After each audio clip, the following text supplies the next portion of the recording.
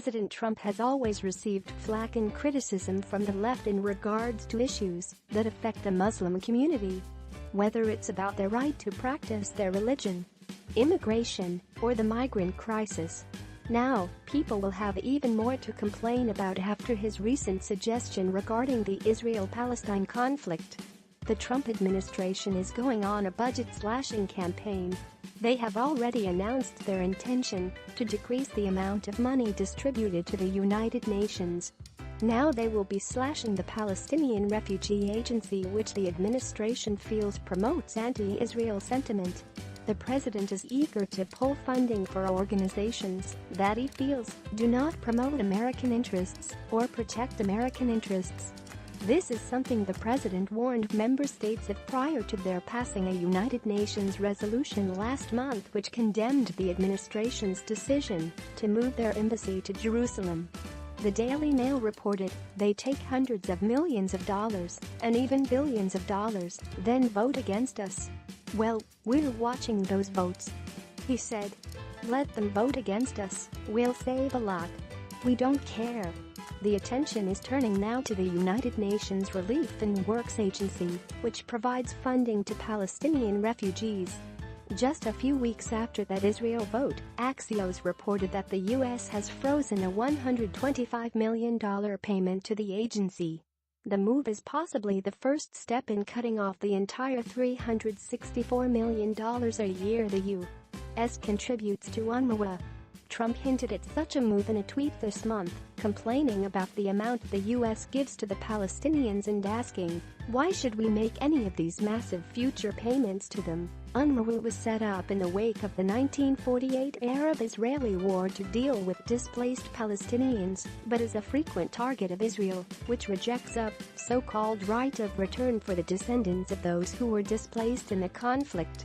UNRWA provides health care, education, financial assistance, and food to 5 million people in the Middle East, including Gaza, West Bank, Lebanon, Syria, and Jordan. The New York Times reports that nearly the entire population of the Gaza Strip receives aid from UNRWA, and the agency acts as a de facto government in the area. But critics also say UNRWA uses too broad of a definition for refugees, covering the descendants of Palestinian refugees, as well as people who have become residents in other countries and are no longer displaced. They also object that Palestinian refugees are the only refugees with their own refugee agency, with all other refugees coming under the remit of the UN High Commissioner for Refugees UNHCR. Israeli Prime Minister Benjamin Netanyahu called the process an absurdity that perpetuates the problems it claims to be working to solve. UNRWA is an organization that perpetuates the problem of the Palestinian refugees, he said, according to the Jerusalem Post. It also perpetuates the narrative of the so-called right of return with the aim of eliminating the State of Israel. And therefore UNRWA must disappear.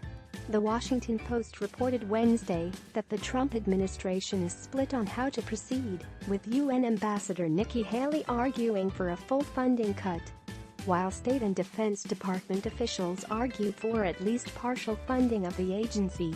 A U.S. official told Fox News that deliberations are still taking place, but that the Palestinians need to show they are willing to come to the negotiating table for peace talks. A spokesman for UNRWA said that the agency's understanding was that no decision had yet been made by the Trump administration. The United States has been our largest single donor over the past 70 years and remains an important strategic partner in our humanitarian mission. UNRWA spokesman Chris Gunness told Fox News, "UNRWA will continue to work tirelessly to ensure the full implementation of our mandate, which was fully endorsed by the General Assembly, which has described our role as indispensable." Even some critics warn against a full pull of funding, saying that it needs to be reformed into a humanitarian organization instead.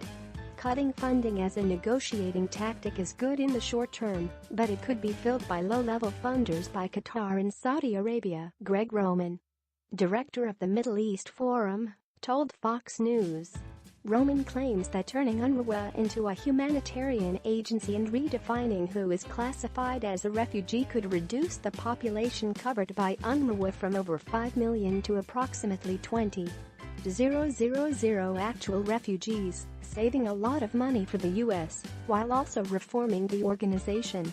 What I'm afraid of is that, if there is a complete withdrawal, you lose the ability to reform the agency from within, and it becomes more despotic than it is, he said.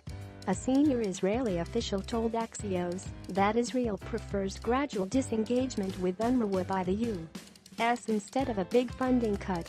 Such reform, however, would likely require backing from other countries and top-level officials at the UN itself. Such backing, particularly after significant objection to the U.S. decision to declare Jerusalem as Israel's capital, seems unlikely. A spokesman for UN Secretary-General Antonio Guterres described UNRWA as a stabilizing presence in the region and urged instead for efforts to focus on peace talks from both sides of the conflict. What perpetuates the refugee crisis is the failure of the parties to deal with the issue. Spokesman Stefan Dujarric said, "This needs to be resolved by the parties to the conflict in the context of peace talks, based on UN resolutions and international law, and requires the active engagement by the international community." The administration's action should not be shocking. Israel was the first stop on the president's Middle Eastern trip when he first came to office and conducted his first overseas trip, indicating the close relationship between the two countries and the eagerness of both countries to work alongside one another and promote each other's interests.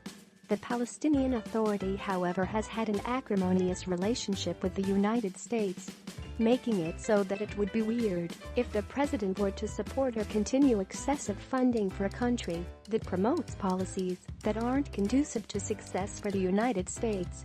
Share if you agree with President Trump cutting United Nations funding as well as funding to the Palestinian Authority.